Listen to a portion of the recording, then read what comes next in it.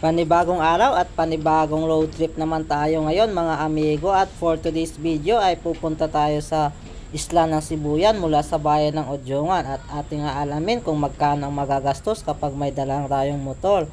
Kaya tara, samahan niyo ako sa ating travel ngayong araw. Let's go!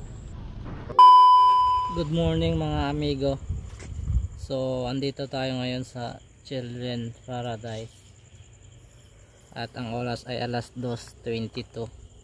So for today's video mga amigo ay tayo papunta sa Kahedyukan, Sibuyan.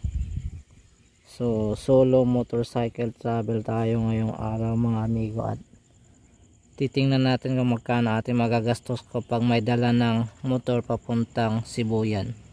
So magsisimula tayo dito sa bayan ng Odyongan mga amigo. Kaya tara, let's go! Hi, ako nga pala si Migo. Mahilig ako mag-travel. Pangarap kong libutin ang buong Pilipinas. Hindi mo ako kilala, kaya tara, diretso na sa video. Pero nakapalo ka na ba? Mula dito sa Children Paradise, dito sa bayan ng Odyongan, umalis tayo ng alas 2:22 ng madaling araw papunta sa bayan ng San Agustin para sumakay ng barko papunta sa isla ng Sibuyan.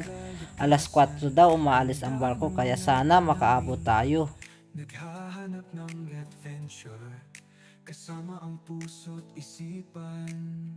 Migo Motovlog, paglalakbay ng bayan, tumutulong sa kapwa, may dalang pagmamahal. Maganda na pala ang kalsada dito sa bayan ng Odyongan, mula sa bayan hanggang sa Gabawan mga amigo. Meron na itong aspalto at meron na mga solar lights. Sa ngayon ay papasok na tayo sa Barangay Batiano, at yan na po yung rotonda, at talagang napakaganda mga amigo. So makalipas nga ang ilang minuto ay narating na natin ang bayan ng San Andres mga amigo. So umalis tayo ng alas 2:22 sa bayan ng Odyongan at narating natin ang bayan ng San Andres ng alas 2:47. So medyo mabilis yung ating takbo mga amigo. Ayan, tiningnan natin sa relo at alas 2:47. Umalis tayo ng alas 2:22. Talagang binilisan natin mga amigo para makahabot ng barko sa San Agustin. Alas 3:08 nang makarating tayo sa bayan ng Calatrava mga amigo. So umalis tayo sa Odyongan ng alas 2:22. So halos mahigit 30 minuto at narating na natin ang bayan ng Calatrava. At talagang napakaganda na rin dito sa bayan ng Calatrava mga amigo, at aspalto na rin ang daanan. At meron na rin mga solar lights sa ating mga dinadaanan. At talagang napakaganda na mga amigo. Finally, narating natin ang bayan ng San Agustin ng alas 3:34. So umalis tayo ng alas 2:22. Pagdating ng alas 3:22, isang oras yon, at nakarating tayo ng alas 3:34. So halos isang oras yung ating travel mula sa bayan ng Odyongan papunta sa bayan ng San Agustin mga amigo. At andyan na nga yung barko na ating sasakyan, at nagbababa na sila ng mga pasahero galing sa Lucena. So pagdating ko pala dito mga amigo ay nagkuha na ako ng ticket.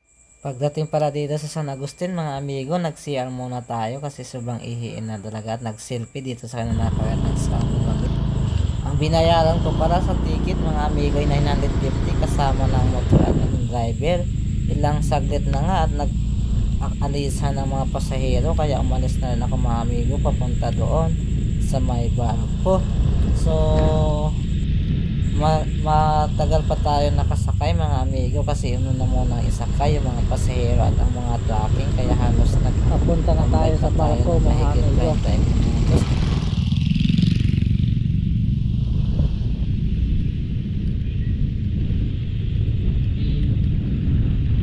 Ang sasakyan para natin dito mga amigo ay Star Horse papunta sa isla ng Sibuyan. Ito po ang barko na nagbabiyahe sa papunta na isla ng Sibuyan at diretso sa may Lucena galing Sibuyan. Star Horse. sasakyan.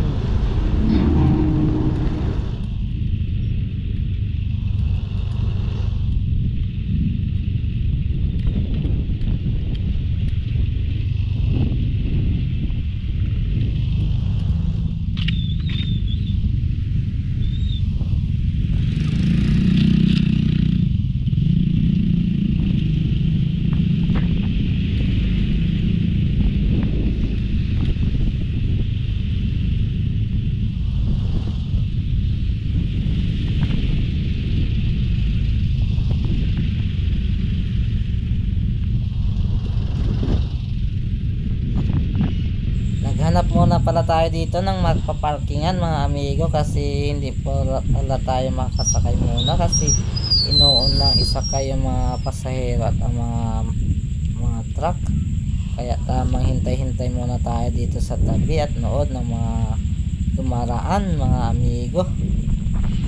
Daming pasahero tayo ngayon mga amigo, oh. So nakita ko pala dito yung aking classmate ng college at may nagpuntuhan pa.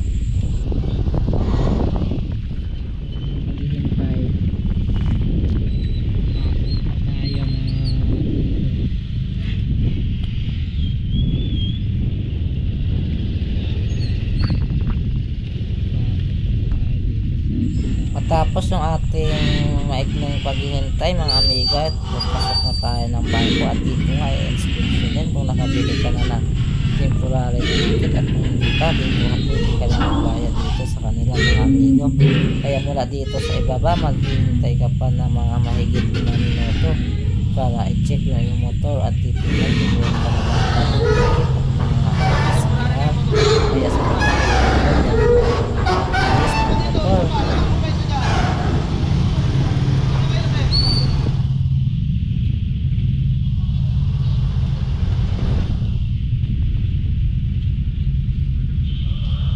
Pasibuyan ha, bayad PPE sa rumlo-rumlo na.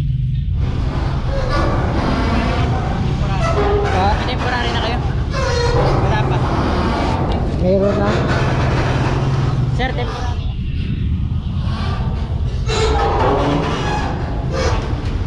Saan kayo, sir? Sibuyan. Sibuyan?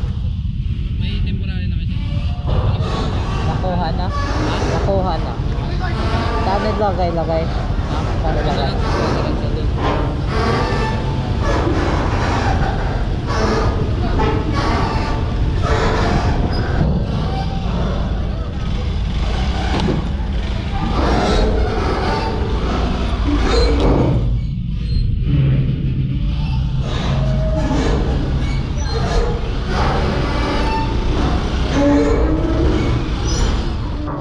Matapos mapwesto natin ang maganda yung motor, umakyat na tayo mga amigo, at dito sa loob ay umikot-ikot muna tayo dito sa loob ng barko. Naghahanap tayo ng mapupwestuhan mga amigo, at talagang punong-puno na itong barko mga amigo. Shout out nga pala kay Jonat.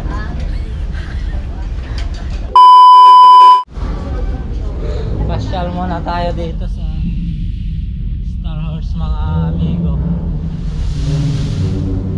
at sa taas na lang. I swear to God. Kuya Jim, nagapan ka na ng Dave. Okay. May tanong kami. May tanong kami, punta si Kuya. Di ba, pagbaba ng barko, magasakay kami ng van, papunta kay Johan. Oo. O, di ba? Di ba Kung may van ay kung walang van, ay pagbaba, di ba, Romblon? sinong kasama nyo? Ayan, dyan pala Di ba kasama. pagbaba ako yung Johan ay Romblon? Oo. O, di ba? Masa Romblon yung si Kuya? Hindi, mababa muna sa Romblon, hindi kayo magbaba, dito lang kayo. Diretso pa sa Sabi ko kayo Sibuyan. Another Islam Sibuyan. So hindi kami Sige, shout out muna sa vlog, shout out. Ano ka sa vlog?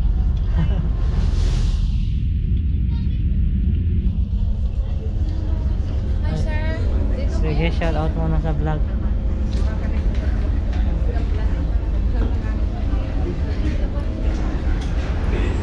Medyo naghintay pa rin ng konti mga amigo bago nakaalis ang barko, kasi inaayos pa yung mga sasakyan. At halos madaling araw na, umagang umaga na nga mga amigo, nang narating na natin ang Lumlon at halos alas 6 na ng umaga narating natin ang Romblon mga amigo. Bababa ka pala dito mga amigo para magbayad ng terminal ticket kapag may dala kang motor papuntang Sibuyan. Ang binayaran ko pala dito mga amigo ay 65 pesos. So pagbaba ng mga pasahero ng mga pupunta ng Romblon, agad ding umalis ang barko. At ayan na mga amigo, paalis na ang barko at papunta na tayo sa isla ng Sibuyan. Pupuntahan natin mga amigo ang isla ng Sibuyan at tingnan mo naman, napakaganda talaga dito sa Romblon mga amigo. Ang tinagor ang Marble Capital of the Philippines. Ayan, yan yung bayan ng Romblon mga amigo. Talagang napakaganda. At tayo ay nag-video dito sa may likod ng barko. Yan, napakaganda talaga yung view dito mga amigo kapag ganito kaganda ang view mga amigo. So dito pala ako nagstay mga amigo sa may aircon dito sa barko. Ayan, at napakaganda at napakalamig mga amigo. So ilang oras ang lumipas at narating na natin ang bayan ng Sibuyan. Pagdating pala dito sa may Ambulong Port dito sa Magdiwang Sibuyan ay titingnan ng security guard ang yung ticket na binayaran doon sa Romblon mga amigo. At sa muli, hanggang dito na lang yung ating vlog mga amigo. At abangan nyo ang part 2. At kung nakaabot ka hanggang dito, i-like at i-follow yung ating Facebook page. At kung mahilig ka magtambay sa YouTube, subscribe na sa ating YouTube channel. Hanggang sa muli, see you in the next video. Ride safe always.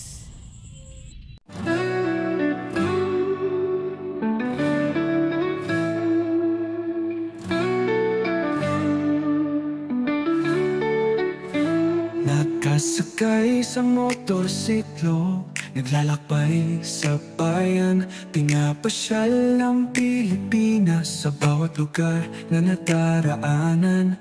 Ganda ng kalikasan, ganda ng mga tanawin, naghahanap ng adventure, kasama ang puso't isipan. Migo Motovlog, paglalakbay ng bayan, tumutulong sa kapwa, may dalang pagmamahal. Sa bawat lugar na nadaraanan, may kwento ng pag-asa. Migo Motovlog, paglalakbay ng puso.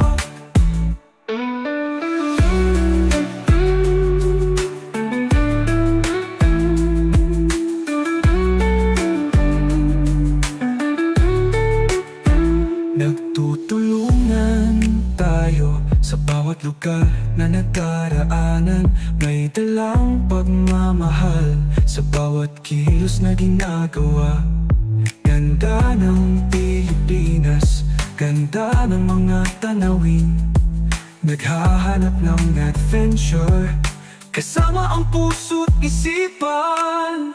Migo Motovlog, paglalakbay ng bayan, tumutulong sa kapwa, may dalang pagmamahal. Sa bawat lugar na nadaraanan, may kwento ng pag-asa. Migo Motovlog, paglalakbay ng puso.